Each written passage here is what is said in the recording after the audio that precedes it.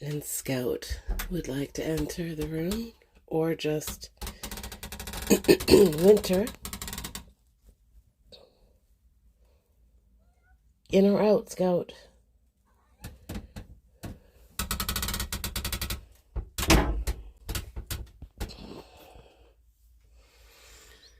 I promise you I'm not on an old wooden ship. I am in my sauna right now because it's sort of a quiet place. If I can stay still and the cat and dog don't interrupt me. So far that's not doing so good. But today, this is Pomona Remembers. And this is Saturday night's All Right for Talking. And there's two gentlemen who I have been watching for a little while, one more so than the other. I look at them as sort of like uncle figures, and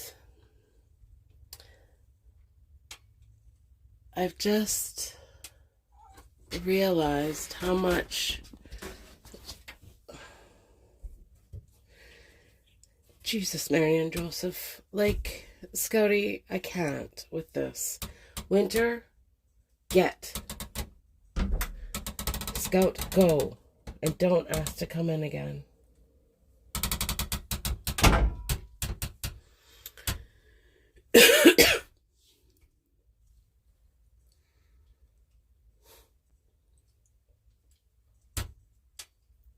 Okay. You know, when you think you have a good idea, you're like, I'm going to plan it. I'm going to get up early. I'm going to go into the sauna. And then I'm going to do the thing. Last night, I listened to what I thought I was going to put out, and I was like, no. No, we don't need to hear that sad Sally talking. We don't need to hear that sad Sally talking. But, you know, I did still want to convey the emotions in a less raw form. So then,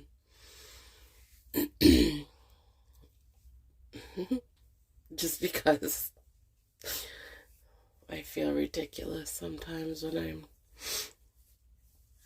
speaking and crying. I have been eating entirely too much dairy, and I think, like, I made this yogurt with the good bacteria, like the homemade stuff with L. reuteri. It's supposed to like make you feel happy. And I'm like, hey, that's awesome. Let's do that. So I'm going to cut out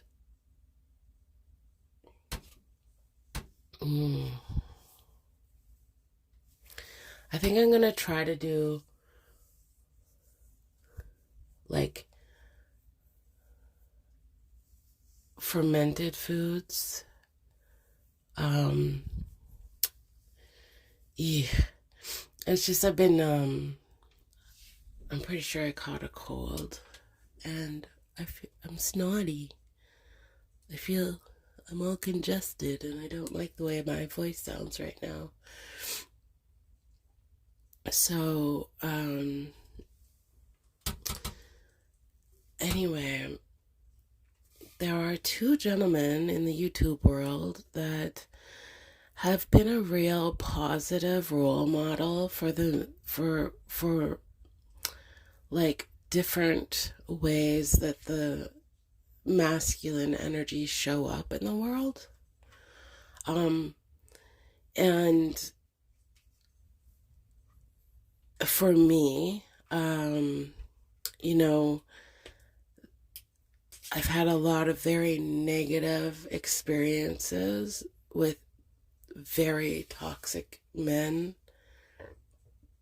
and their belief systems when I was younger. So, yes, I do have a chip on my shoulder, and yes, I come in very guarded with a lot of men. Like, you get zero trust, basically, to start. Isn't that sad? But that's how it is. Um,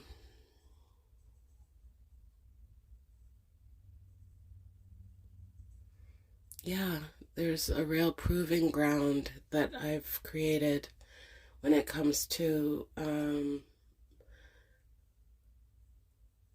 male people. I have very, very, very high standards. Like Mr. Rogers, Mr. Dress Up, some of my teachers in high school,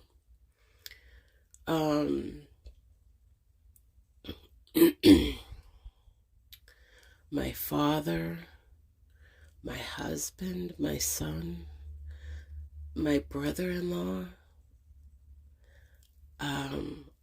all amazing men, very polite and kind and supportive of the feminine energy. And like, my father made sure that I knew how to change a flat tire. He made sure I knew how to change my oil in my car. He made sure I knew how to throw a spiral football perfectly and to kick the ball through the uprights so that all the boys would want to play football with me. And that was how my dad played with me. So that's like, I was climbing on top of metal monkey bars and, all of those things. And the guys just sort of always accepted me in school, sometimes too much. But the girls were always like away for some reason. My mom was safe, my teachers were safe, but most of my bullies were girls. But most of my abusers were men.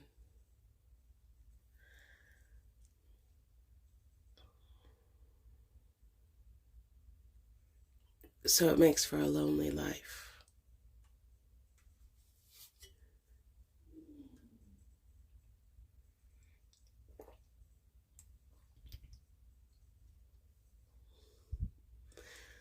So I want to make the first part of this talk about a little black cat named Olive that our friend, Mr. Cash Peters, recently lost. And I highly recommend, if you don't know who Olive is, please go and find out who Olive is. Olive is a miracle cat sent to Cash one day, and his whole story about this black cat is beautiful.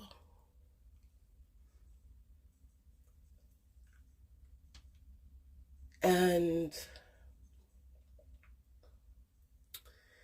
his story, it got me to thinking about,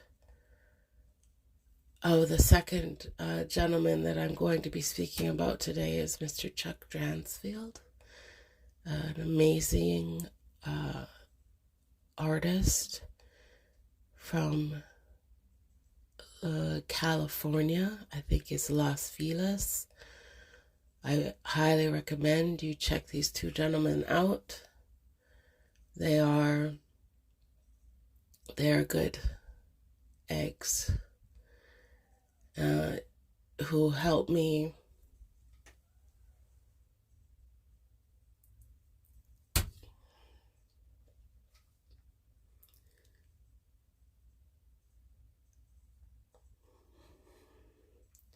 see the world in a different way.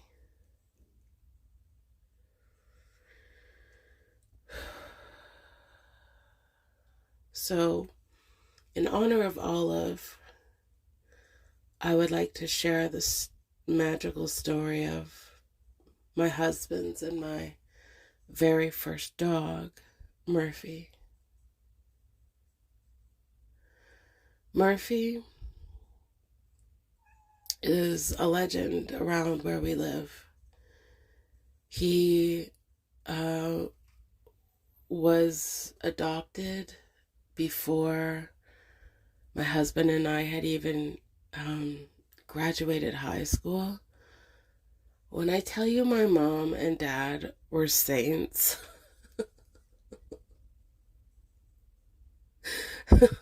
they were complicated. They're complicated. We had good days, we had bad days, but we adopted a dog together. This was before we were even engaged, but we kind of already knew that we were. Anyway, that's a whole other story. So we went to the SPCA and we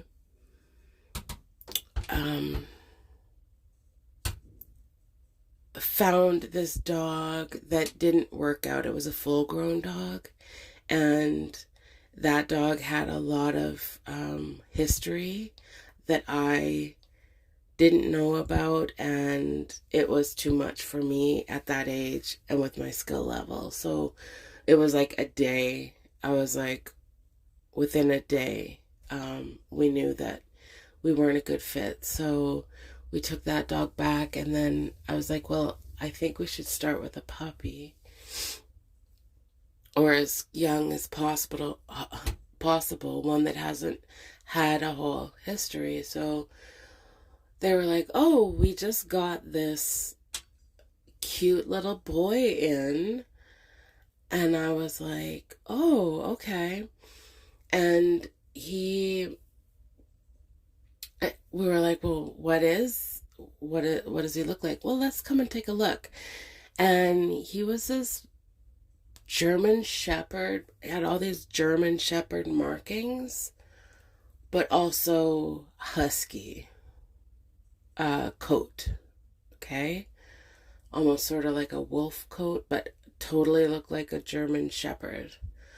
And his name was Squeaks. And Squeaks did not suit the majestic beast that was our Murphy. And I do not know how the name Murphy came into the front of my brain. Um,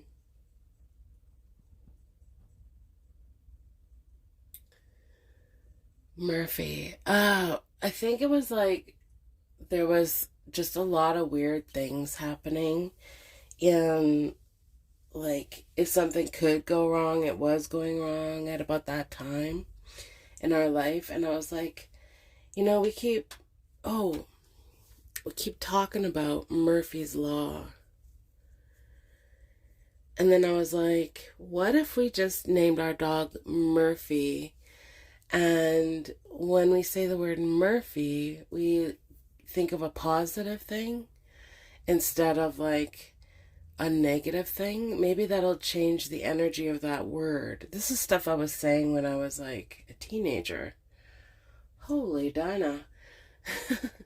and and my future husband was like, I like that idea. And so Squeaks became Murphy, the wonder dog. Now, Murphy, he was awesome. He was amazing. I'm not going to go into his whole life because that's a lot. I'm going to touch on really big points to give you the big picture of his personality and the story about how we had to let him go and then bring him back in to our life. Okay. So we had Murphy. He was awesome. My husband went tree planting, so he was this bush dog. And he would run around on these blocks that were sometimes like, I don't know, hectares is the word coming to mind. Large blocks. And what he would do is each tree planter was assigned a block to tree plant, and that's how they kept track of where seedlings were placed and that sort of thing. And so my husband would take our dog to the bush for protection, and Murphy would circle the whole block with all the tree planters and then like just go away, but my husband wouldn't know where he was off to. And then he and Murphy would come at the end of the day back to the camp, and Murphy would stay by my darling, and other tree planters from like almost all of them would be like, oh, that's your dog. And my husband's like, yeah, it's my dog, it's Murphy. And he's like, oh yeah, he comes out and he visits me every day and just checks on me, and then he's off. And it was like every tree planter in the camp was like counted for by this dog. So this was sort of the behavior of Murphy. He was a shepherd. He was a watcher. And so time went by, and my husband got into a job that was more in town and more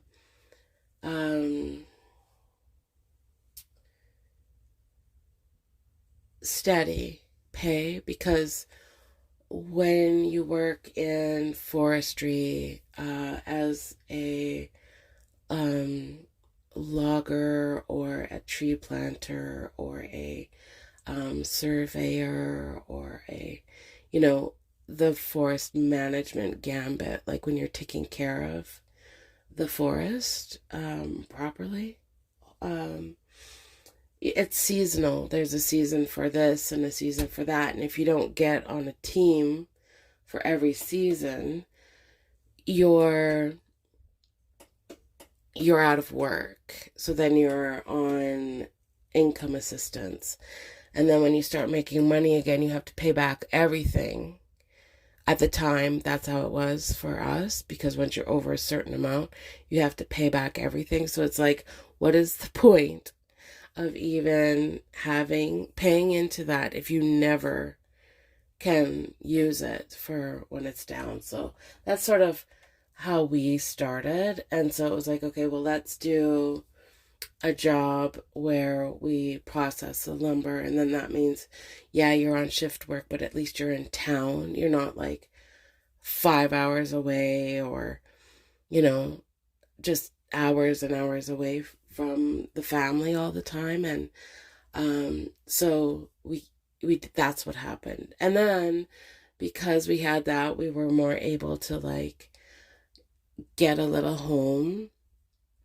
So we went from this like huge yard to a very, very small yard. And therefore, like, this is about 6 years, okay?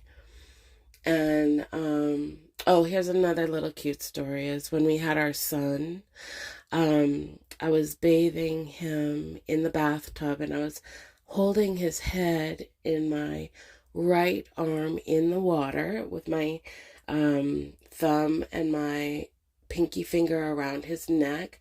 So I had his head very, very solid in my hand while I was washing his body with my left hand and a washcloth. So his hands and his feet were free. His head was secure, and I had it. And my son had that startle response. I can't remember the name, in the bathtub. And Murphy was in the doorway to the bathroom, like staring at me as I was bathing our baby.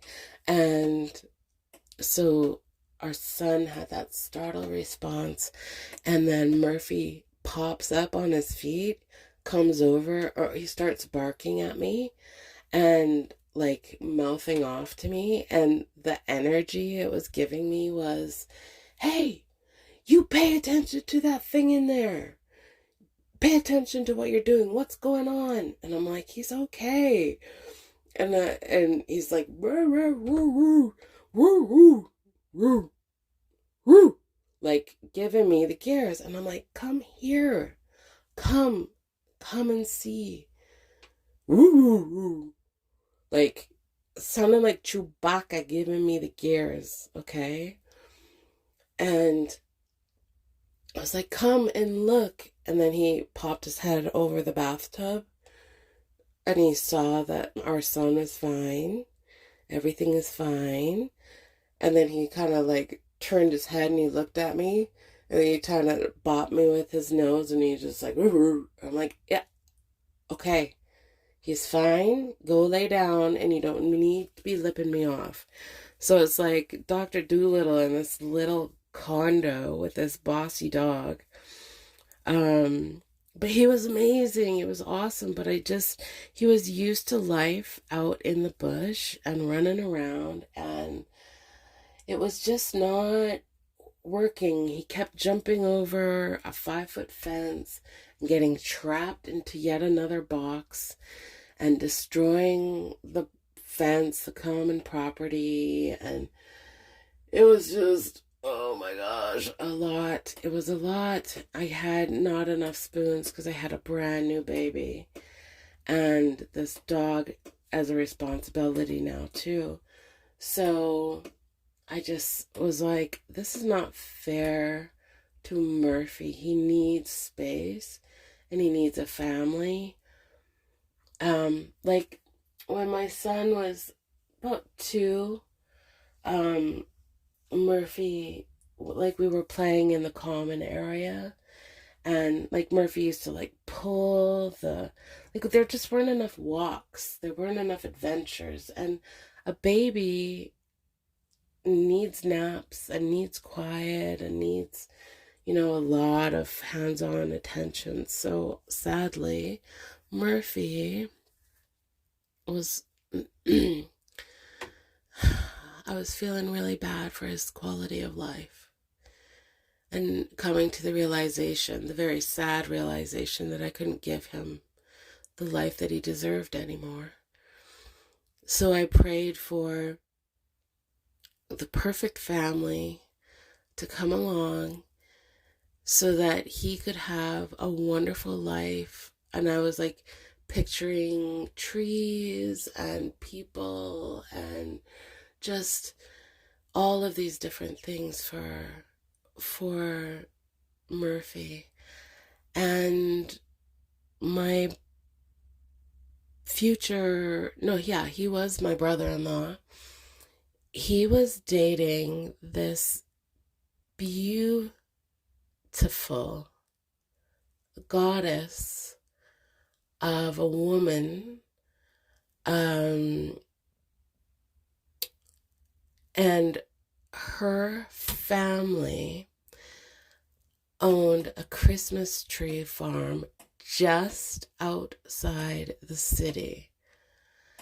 And they had been known for, their dog had just passed and they didn't have a dog. And I was like, oh, this is interesting. We could go and visit.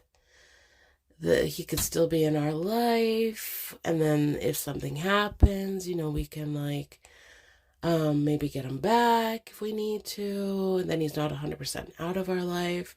This was something that was like the best possible scenario for me. But would it be the best possible scenario for these people?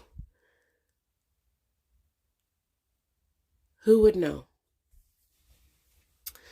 We get out there, we agree to meet after church one day, and we drive out with our dog and our son, and they were good, Christian folk, and they were just good people. They were the salt of the earth. They are amazing people. And I felt at ease 100% that he was going to be taken care of for the rest of his life if he needed it. And I didn't have to worry about him anymore. But the mister was like, how many... So we talked about Murphy, and we talked about what an amazing dog he was, and how we were selling our dog, basically. This is why you're going to want our dog. He is wicked smart. He's protective. He's talkative. He's got personality. He's funny. He's endearing. He's a beast if he has to be, and a little lover when he needs to be. He's protective. He's a watcher. He's a shepherd. He protects. And this place they opened up in the winter time, and they sold the Christmas trees. They had all these homemade crafts that they sold for the trees, and they did hay rides and hot chocolate and everything you could buy. You could buy stuff at their place. We never went there because I don't like groups of people. The sir was like, yeah, so that's nice about this dog, but we've taken a lot of people's dogs that they've grown out of over the years, and they say that they're such a good dog, but they're not. And I'm just sort of done with taking care of a dog, and you would have to convince me to take this dog. And I said, okay, sir. Well, what would it take to convince you to take our dog, Murphy? And he said, well, I have to go out and irrigate all the trees. That's going to take a long time. And it hasn't rained here for a while. I would rather it just rain and I wouldn't have to water. And I could spend the rest of my Sunday in the house with my family. And I said, okay, I'll see what I can do. And I said, I'm going to just go over and sit in that chair by the window and quietly pray for you to get some rain today, sir. And he chuckled at me like, okay, we'll see how that goes. And I said, yeah, we're going to see how it goes. And I just smiled and I bowed my head and I just asked for, if it is meant to be for Murphy to be in this place, please give the sign that he needs to take Murphy and let it rain. I was just asking for confirmation that I was on the right track, okay? And you know what happened? These clouds just sort of like came over the property. It just all of a sudden got really dark. And the mister, he looks out the window and he said, what? I was like, oh, it looks like it's going to rain today. I said, tut, tut, it looks like rain. Tut, tut, it looks like rain. Tut, tut, it looks like rain. And he just laughed at me. And it hadn't started raining yet. And then all of a sudden, bam, rain, and a lot of it. And I looked at Mister and I said, well, sir, it looks like you have gotten yourself an afternoon with a brand new and amazing dog, the newest member of your family. And he was a man of his word. And he took our dog Murphy and he told me stories of how he would protect the children from going out into where the well is or where there were danger zones on the property, and how coyotes would try to lure him out to like eat him, and he would just be like, take off, eh? There's no way. He talked about how he created this like heated dog house outside so that he always had the run of the farm. And I was like, how many trees do you think he peed on? And Mister was like, I think all of them have been peed on by Murphy. I was like, all those Christmas trees have been peed on by the dog. And I just think about that sometimes and I have to laugh because, oh, Murphy was a legend. And then one year, about 6 years later, we got a phone call from Mr. and Mrs. Mr. wasn't doing so good. And he had to travel to another city in order to get treatment for this illness. And they had people coming to watch over the farm and watch over Murphy, and Murphy just kept running away. Littlest hobo style. And it was becoming a lot. And by this time we had a bigger house and we were close to a dog park and our children were older and it was a lot easier to care for a bigger dog. And we had a new dog and her name is Lucy. That's another story. That's an amazing story too. Lucy. And they called and they said, I hate to do this to you, but I'm wondering, we took him when you were in need, and we're wondering now, because we're in need, would you take him again? And we said, absolutely, we will take him again. And I knew that I was going to get a dog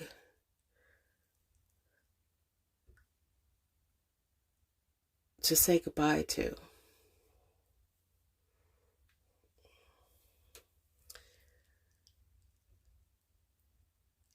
I could sense that he was not going to be here soon, for very long. And this was going to be my children's first experience with losing a beloved pet, a legend that they knew about. We talked about Murphy all the time. They knew about Murphy. Murphy was their big brother. And I asked how long we had with him before it was going to be time to let him go. Just because I wanted to prepare my children for the emotions that were going to be coming. So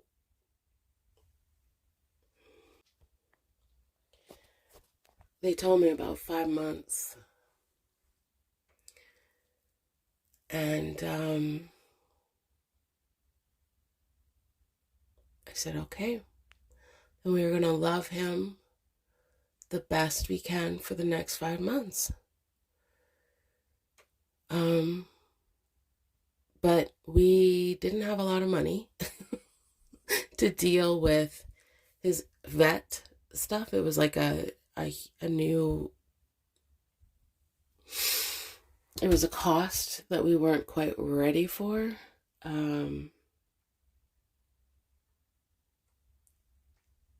So we were in contact with his other mom and dad too. And we gave them the news about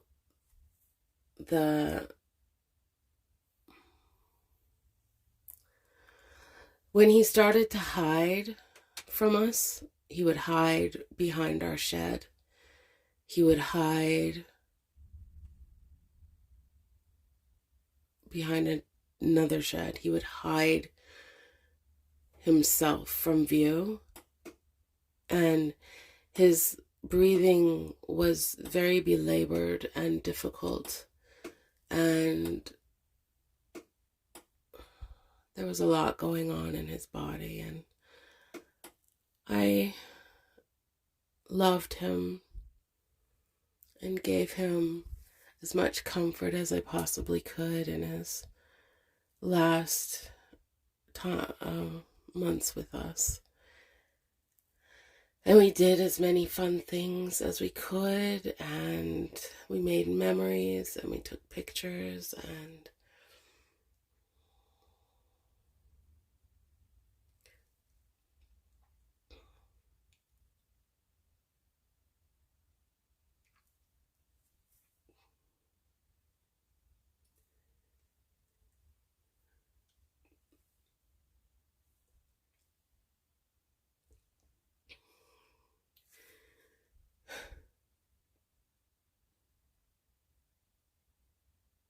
it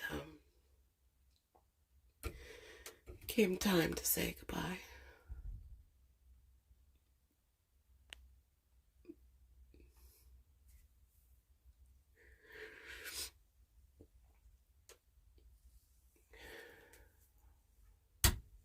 And we did. We got his ashes. I wrote a poem or a letter to him, and I tied it around his neck. It was a red piece of fabric. And we were going to be getting his ashes, and I asked them if they would please burn it with him. They assured me they would. I am suspect if they did or not, because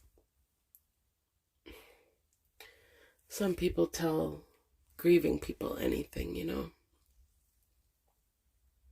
Anyway.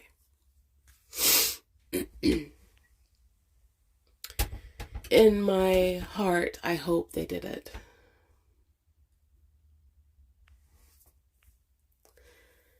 And then we got his ashes back in a box.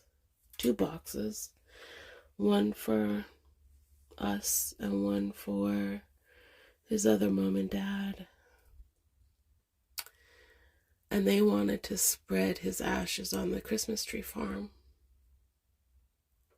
And they asked us if we would come and join them in saying goodbye to Murphy. And we said yes. And if I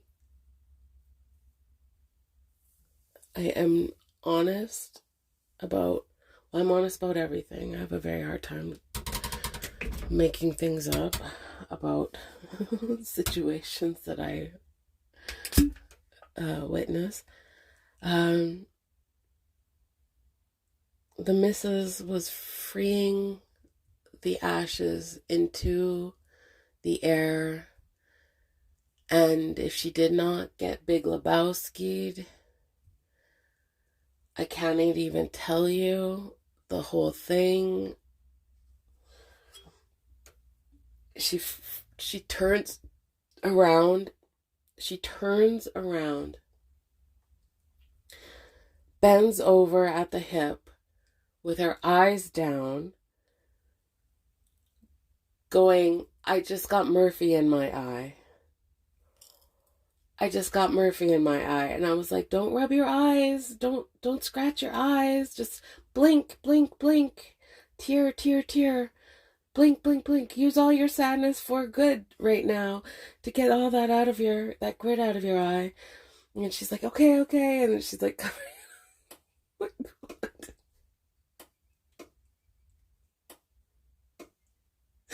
even in the midst of our sadness, the ridiculous can come along to pull us straight out of there.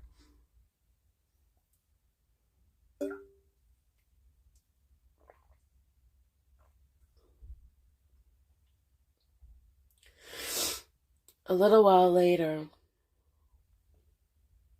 I was sitting at my office desk going through paperwork, and I was crying. I was sad. I was missing my dog, Murphy, and I just cried out to heaven, and I said, am I ever going to see my boy again? Am I ever going to see my dog again?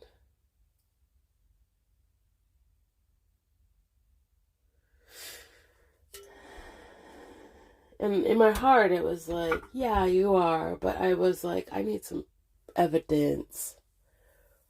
Please and thank you. Some evidence. And we went to the library every week with our children. So much so that the librarians all knew us by name. They would go, hey, are the so-and-sos coming in? Have the so-and-sos been in yet? Where are they? Like friendships with librarians kind of level. The library is an amazing resource for anybody on a tight budget. Please utilize your library. Yeah. Please support your local library. Please donate to your local library. Please, support the things that they do, because it's important. It's like Sesame Street in a building. Okay? So, usually we would have baskets, and like I had this, like, it was like probably 2 feet by 3 feet wicker basket that we would fill up with children's books every week. The children got to choose all of their books that they wanted to look at and absorb, and I was like, choose everything you want. And so that basket would be filled with books, and then I would grab a bunch of books, and then like cookbooks and, craft books and child development books and computer books and budget books and like how to landscape books, and everything you were looking for was there at the library. So we would get this long register tape of all the books, the SKUs, and like when they were due. So we had, because you could get those books, and sometimes we would like take back a bunch of books and then bring back. So there was a lot of receipts to look after. That was usually my husband's job. And so these was like you guys, like tall, long receipts of books. So probably 3-4 feet sometimes the roll. 2 feet usually, on average. But there was this one day I had a receipt from the library, and there was only one item on the list, on the receipt. It was a short little receipt, and it would have been lost. And I didn't remember how it got there. I didn't remember getting it. It was probably my husband ran there after work, on the way home from work, because I, messaged him or whatever to say it's in, or he got the message that it was in, and then, it was something that the children wanted. So he was awesome like that. So anyway, I find this receipt, and I look at it, and then Spirit says, read it carefully.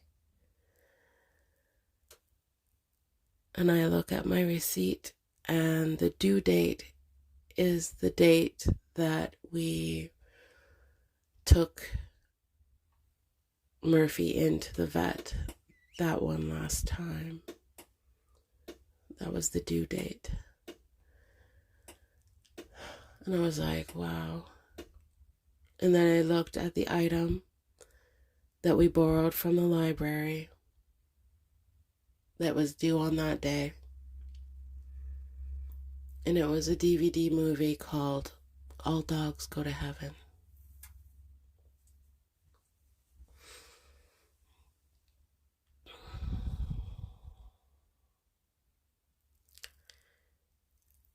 And I got my answer from Spirit probably within the hour. Just because I was quiet and listening. And they're always talking. If you would but listen. If you would but ask, they could let you know.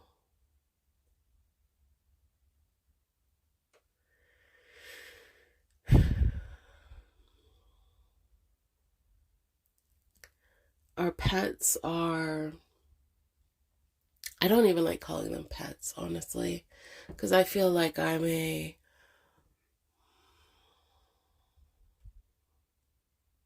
protector, a guardian of their life, just make sure that they have the best life you can give them so that they can fulfill their soul mission. And like every pet that has come to me has come through the universe. I wasn't really looking. I wasn't looking for my husband. I wasn't looking for a lot of things. And then Spirit just sort of was like, hey, what do you think about this? And I would check in and it's like, yeah, that feels right. That feels like the best and most loving path forward for me. Now, did I make mistakes? Yeah. But I'm learning and I'm a human. But having my spirit guides be around me so much and them protecting me so many times in different situations, when things come up and it's very natural and organic and it just sort of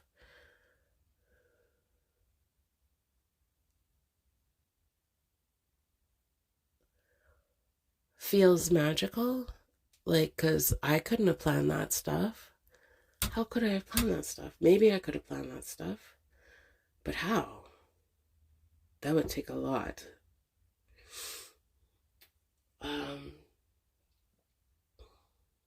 The logistics of that seem very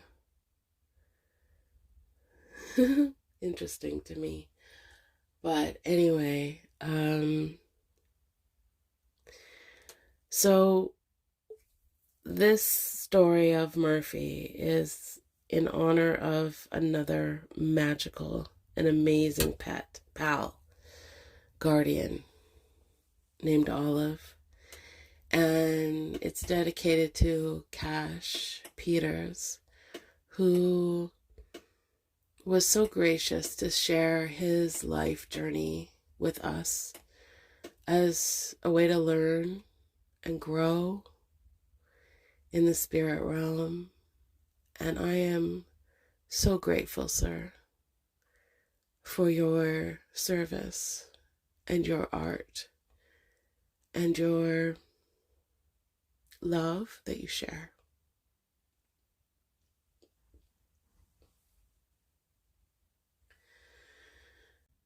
The next person that I would like to give snaps to is Mr. Chuck Dransfield. I've been watching you share your art, and I come from a family of artists, and I am obsessed with art.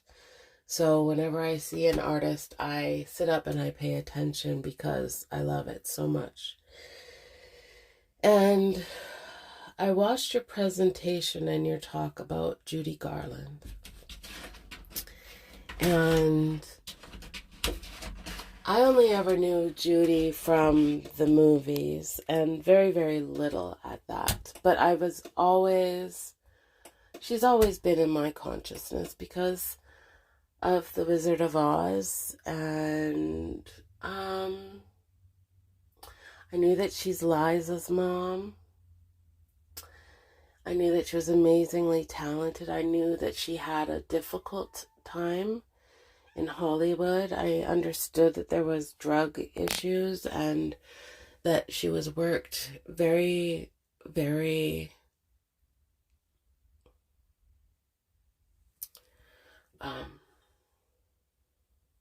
hard.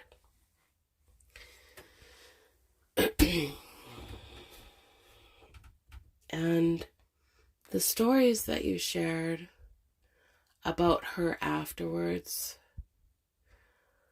were so amazing. I loved them so much. I was listening, and then when my husband came home, I couldn't wait to share the stories with him. And I was like, honey, I need to tell you about what happened to Judy Garland after all of the stuff we only know about the movies. I want to tell you more about her stories. So I sat there and I retold the stories that you shared, and I started crying because I could just, she of course came to visit, and it's like whenever I focus on someone who has passed, it's like they show up and they're like, hey, you want to talk? Anyway, she loved it, and she loved that I learned about her, and then I'm sharing her story, and she was just touched and so grateful.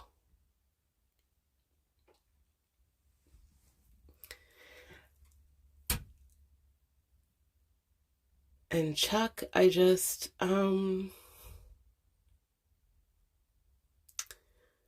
you're pretty precious, dude.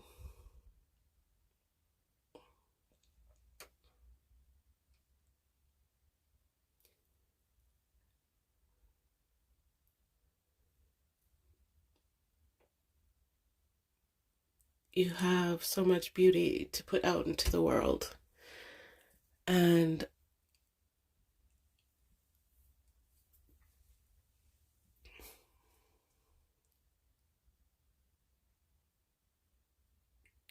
I'm very proud of what you did.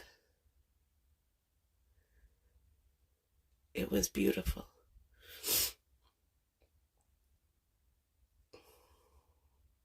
Thank you for being another example of the divine masculine in this world. It's okay to be sensitive. Look at what comes from it. Beauty.